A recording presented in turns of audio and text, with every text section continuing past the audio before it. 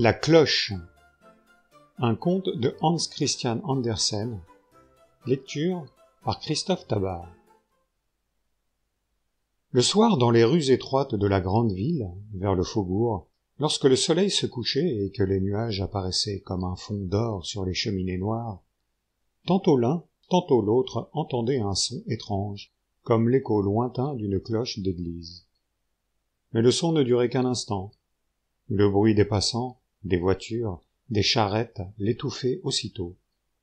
Un peu hors de la ville, là où les maisons sont plus écartées les unes des autres et où il y a moins de mouvement, on voyait beaucoup mieux le beau ciel enflammé par les rayons du soleil couchant, et on percevait bien le son de la cloche, qui semblait provenir de la vaste forêt qui s'étendait au loin.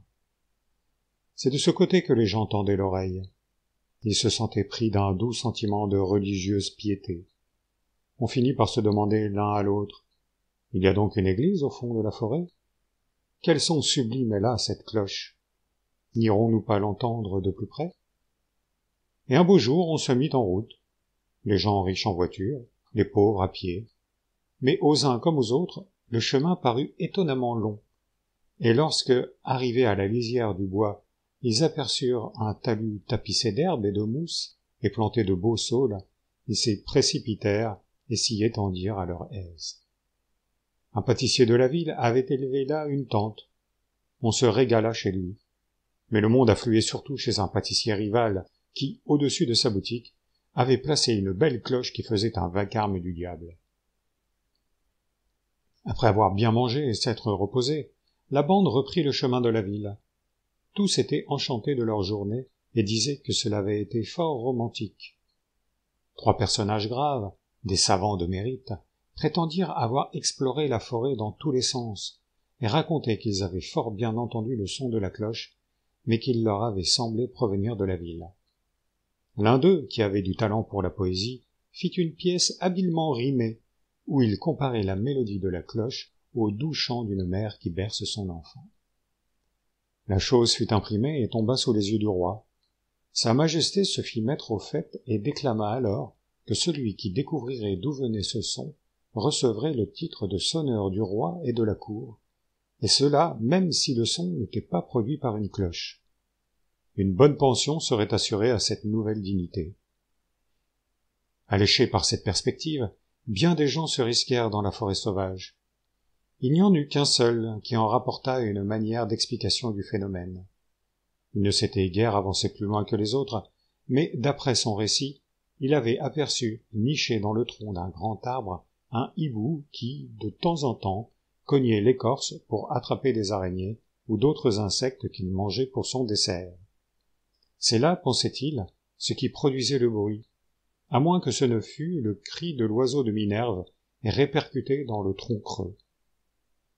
On loua beaucoup la sagacité du courageux explorateur. Il reçut le titre de sonneur du roi et de la cour, avec la pension. Tous les ans, il publia depuis, sur beau papier, une dissertation pour faire valoir sa découverte, et tout était pour le mieux. Survint le grand jour de la confirmation.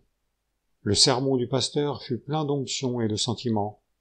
Tous ces jeunes adolescents en furent vivement émus. Ils avaient compris qu'ils venaient de sortir de l'enfance et qu'ils devaient commencer à penser aux devoirs sérieux de la vie. Il faisait un temps délicieux. Le soleil resplendissait. Aussi, tous ensemble, ils allèrent se promener du côté de la forêt. Voilà que le son de la cloche retentit plus fort, plus mélodieux que jamais. Entraînés par un puissant charme, ils décident de s'en rapprocher le plus possible. Assurément, ce n'est pas un hibou, se dirent-ils, qui fait ce bruit. 3 d'entre eux, cependant, rebroussèrent chemin.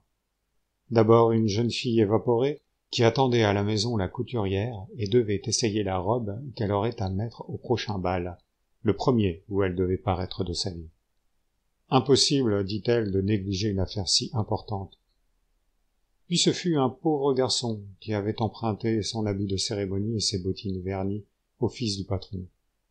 Il avait promis de rendre le tout avant le soir, et, en tout cas, il ne voulait pas aventurer au milieu des broussailles la propriété d'autrui. Le 3e qui rentra en ville, c'était un garçon qui déclara qu'il n'allait jamais au loin sans ses parents, et que les bienséances le commandaient ainsi. On se mit à sourire. Il prétendit que c'était fort déplacé. Alors les autres rirent aux éclats. Mais il ne s'en retourna pas moins, très fier de sa belle et sage conduite. Les autres trottinèrent en avant et s'engagèrent sur la grande route plantée de tilleuls. Le soleil pénétrait en rayons dorés à travers le feuillage. Les oiseaux entonnaient un joyeux concert, et toute la bande chantait en chœur avec eux, se tenant par la main, riches et pauvres, roturiers et nobles. Ils étaient encore jeunes et ne regardaient pas trop à la distinction des rangs. Du reste, ce jour-là, ne s'étaient-ils pas sentis tous égaux devant Dieu? Mais bientôt, 2 parmi les plus petits se dirent fatigués et retournèrent en arrière. Puis 3 jeunes filles s'abattirent sur un champ de bleuets et de coquelicots, s'amusèrent à tresser des couronnes et ne pensèrent plus à la cloche.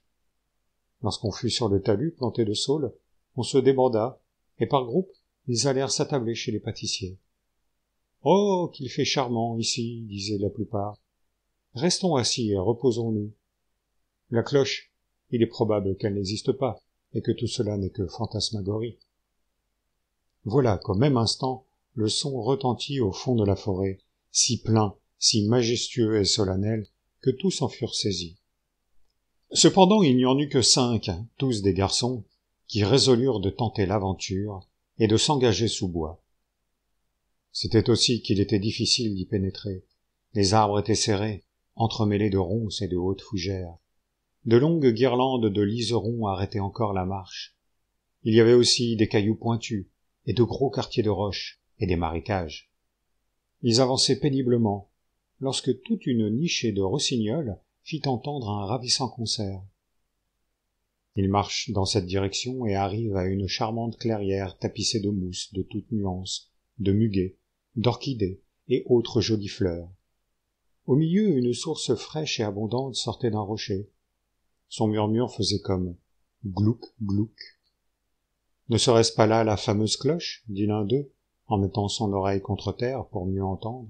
« Je m'en vais rester pour tirer la chose au clair. » Un second lui tint compagnie, pour qu'il n'eût pas seul l'honneur de la découverte. Les 3 autres reprirent leur marche en avant. Ils atteignirent un amour de petite hutte, construite en écorce et couverte d'herbes et de branchages. Le toit était abrité par la couronne d'un pommier sauvage, tout chargé de fleurs roses et blanches. Au-dessus de la porte était suspendue une clochette. « Voilà donc le mystère !» s'écria l'un d'eux, et l'autre l'approuva aussitôt. Mais le 3e déclara que cette cloche n'était pas assez grande pour être entendue de si loin et pour produire des sons qui remuaient tous les cœurs.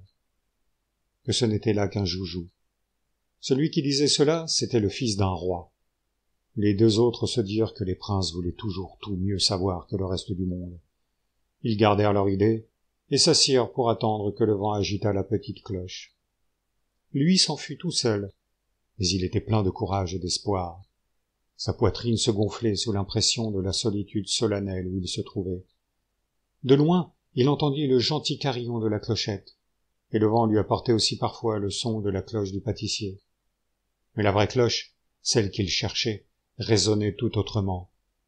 Par moments, il l'entendait sur la gauche, du côté du cœur, se dit-il.